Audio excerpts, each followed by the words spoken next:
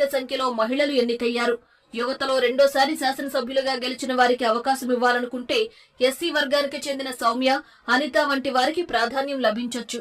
విజయనగరం నుంచి గెలుపొందిన పార్టీలో అత్యంత సీనియర్ నేత అశోక్ గజపతిరాజు కుమార్తె అదితి గజపతిరాజు పేరు పరిశీలనలోకి రానున్నట్లు సమాచారం. తెదేపాలో ఉమ్మడి జిల్లాల ప్రాతిపదికన శ్రీకాకుళం నుంచి అచ్చెన్నాయుడు, కూన రవికుమార్, విజయనగరం నుంచి మురళీమోహన్, ఆర్వీఎస్కే రంగారావు, కళా వెంకట్రావు, విశాఖపట్నం జిల్లా నుంచి గంటా శ్రీనివాసరావు, అయ్యన్న పాత్రుడు, పల్లా శ్రీనివాసరావు, తూర్పు గోదావరి జిల్లా నుంచి యనమల రామకృష్ణుడు, చిన్నరాజప్ప, జ్యోతుల నెహ్రూ, బుచ్చయ్య చౌదరి, నల్లమిల్లి రామకృష్ణారెడ్డి, పశ్చిమ గోదావరి నుంచి పీతాని సత్యనారాయణ, నిమ్మల రామానాయుడు, రఘురామకృష్ణంరాజు, కృష్ణా జిల్లా నుంచి పార్థసారథి, గద్దె రామ్మోహన్, కొల్లు రవీంద్ర, బొండా ఉమా, చినతాతయ్య, గుంటూరు జిల్లా నుంచి కన్నా లక్ష్మీనారాయణ, ఆనందబాబు, ధూళిపాల నరేంద్ర, ఎరపతినేని శ్రీనివాసరావు, శ్రావణ కుమార్ల పేర్లు సహజంగా పరిశీలనలో ఉండొచ్చన్న చర్చ జరుగుతోంది.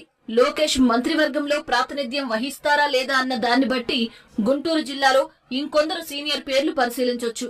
ప్రకాశం జిల్లా నుంచి గట్టిపాటి రవికుమార్, సాంబశివరావు, విజయ్ కుమార్, బాల వీరాంజనేయ స్వామి, నెల్లూరు జిల్లా నుంచి నారాయణ, రామనారాయణ రెడ్డి, చంద్రమోహన్ రెడ్డి, చిత్తూరు జిల్లా నుంచి నల్లారి కిషోర్ కుమార్ రెడ్డి, అమర్నాథ్ రెడ్డితో పాటు ఎస్సీ వర్గం నుంచి ఒకరిని పరిశీలనలోకి తీసుకునే అవకాశం ఉంది.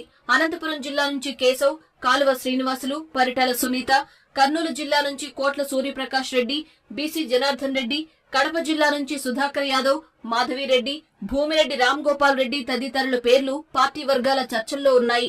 వీరే కాకుండా ప్రాంతాలు, వర్గాలు, యువత, మహిళల సమతూకం ఆధారంగా కొన్ని మార్పులు చేర్పులు ఉండొచ్చు. కేంద్ర మంత్రివర్గంలో తెదేపా చేరే వీలుంది. ఎంపీల్లో ఎవరికి అవకాశం వస్తుందన్న దాని ఆధారంగా ఆయా వర్గాలు, జిల్లాల్లో కొందరి అవకాశాలకు గండి పడొచ్చు, మరికొందరికి ప్రాధాన్యం లభించొచ్చు. మైనారిటీల నుంచి ఫరూక్, నజీర్, షాజహాన్ బాషా ముగ్గురు ఎన్నికయ్యారు. ఈ వర్గం అధికంగా ఉన్న 20 నియోజకవర్గాలన్నింటిలోనూ ఎన్డీఏ అభ్యర్థుల ఘన విజయం సాధించిన నేపథ్యంలో మొదటి విడతలోనే ఒకరికి అవకాశం లభించొచ్చు. జనసేన అధ్యక్షుడు పవన్ కళ్యాణ్ మంత్రివర్గంలో చేరతారా, తన పార్టీ శాసనసభ్యులకే అవకాశం ఇచ్చి ఇతర బాధ్యతలు తీసుకుంటారా అన్న దానిపై ఇంకా పార్టీ పరంగా స్పష్టత రాలేదు. మంత్రివర్గంలో చేరేటట్లయితే ఆయన స్థాయికి తగినట్లు ఉప ముఖ్యమంత్రి, కీలక శాఖలు తీసుకునే అవకాశం ఉంది. జనసేన తరపున ఎస్సీ, ఎస్టీ, బీసీ, ఇతర అగ్రవర్గాల నుంచి ఎమ్మెల్యేలు గెలుపొందినందున ఒక్కో వర్గం నుంచి ఒక్కొక్కరు చొప్పున గరిష్టంగా 4గురికి ప్రాతినిధ్యం లభించే వీలుందన్న చర్చ నడుస్తోంది. సీనియర్ ఎమ్మెల్యే నాదెండ్ల మనోహర్ పేరు తప్పక ఉంటుందని భావిస్తున్నారు. బీసీ వర్గాల నుంచి కొడతాల రామకృష్ణ పేరు పరిశీలనకు రావచ్చు.